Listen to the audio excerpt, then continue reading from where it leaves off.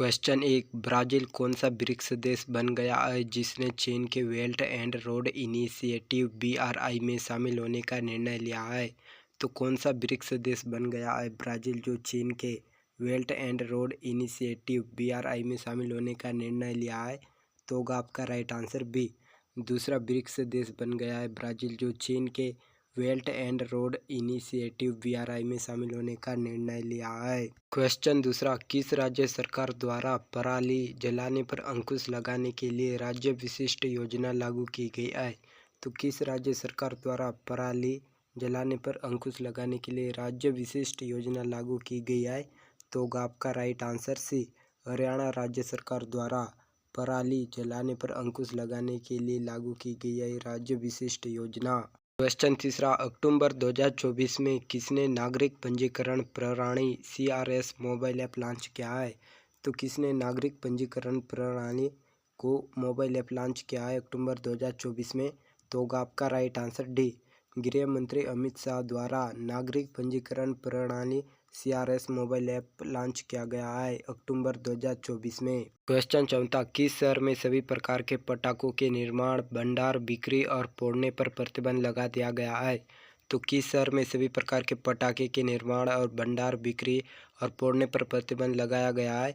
तो होगा आपका राइट आंसर ए, दिल्ली में, क्योंकि दिल्ली में हाल ही में प्रदूषण बहुत तेज़ी से फैल रहा है, इसीलिए पटाखों के निर्माण, भंडार, बिक्री और फोड़ने पर भी प्रतिबंध लगा दिया गया है। क्वेश्चन पाँचवा, वर्ल्ड पॉपुलेशन प्रॉस्पेक्ट्स 2024 रिपोर्ट के अनुसार भारत की जनसंख्या दुनिया की कुल आबादी का लगभग कितना प्रतिशत है? तो कितना प्रतिशत है भारत की जनसंख्या दुनिया की कुल आबादी का लगभग? तो होगा आपका राइट आंसर सी, 17.78% है भारत की जनसंख्या दुनिया की कुल आबादी का लगभग प्रतिशत, वो भी वर्ल्ड पॉपुलेशन प्रॉस्पेक्ट्स 2024 रिपोर्ट के अनुसार। क्वेश्चन छठवां, केंद्र सरकार ने तिरुवनंतपुरम में मुत्तलापोंजी बंदरगाह को विकसित करने के लिए कितने करोड़ रुपए की परियोजना को मंजूरी दी है? तो कितने करोड़ रुपए की परियोजना को मंजूरी दी है केंद्र सरकार ने तिरुवनंतपुरम में स्थित मुत्तलापोंजी बंदरगाह को विकसित करने के लिए? तो होगा आपका राइट आंसर बी, 177 करोड़ रुपए की परियोजना को मंजूरी दी है केंद्र सरकार ने तिरुवनंतपुरम में स्थित मुत्तलापोंजी बंदरगाह को विकसित करने के लिए। क्वेश्चन सातवां, प्रधानमंत्री नरेंद्र मोदी ने ब्रिक्स शिखर सम्मेलन के दौरान किस देश के राष्ट्रपति को सोहराय पेंटिंग भेंट की है? तो किस देश के राष्ट्रपति को सोहराय पेंटिंग भेंट की है प्रधानमंत्री नरेंद्र मोदी ने ब्रिक्स शिखर सम्मेलन के दौरान?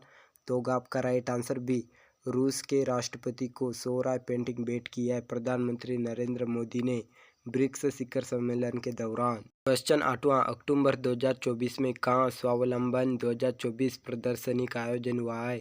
तो कहाँ स्वावलंबन 2024 प्रदर्शनी का आयोजन हुआ है अक्टूबर 2024 में?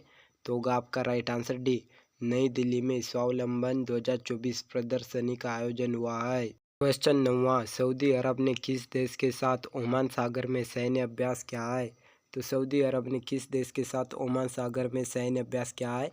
तो होगा आपका राइट आंसर ए, ईरान देश के साथ ओमान सागर में सैन्य अभ्यास किया है सऊदी अरब ने हाल ही में। क्वेश्चन 10वां, निम्नलिखित में से किस तारीख को राष्ट्रीय एकता दिवस मनाया जाता है? तो किस तारीख को राष्ट्रीय एकता दिवस मनाया जाता है? तो होगा आपका राइट आंसर डी, 31 अक्टूबर को हर साल राष्ट्रीय एकता दिवस मनाया जाता है। क्वेश्चन 11वां, भारत ने फिलिस्तीन को कितने टन चिकित्सा आपूर्ति की दूसरी खेप भेजी है? तो कितनी टन चिकित्सा आपूर्ति की दूसरी खेप भेजी है भारत ने फिलिस्तीन को?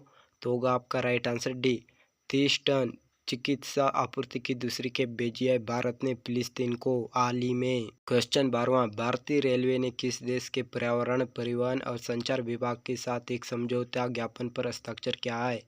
तो किस देश के पर्यावरण, परिवहन और संचार विभाग के साथ एक समझौते ज्ञापन पर हस्ताक्षर किया है भारतीय रेलवे ने?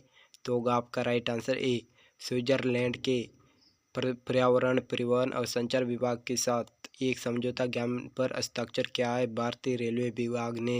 क्वेश्चन 13, निम्नलिखित में से कौन सा एक देश भारत के शीर्ष 3 रक्षा निर्यात गंतव्यों में शामिल नहीं है? तो कौन सा एक देश भारत के शीर्ष 3 रक्षा निर्यात गंतव्यों में शामिल नहीं है?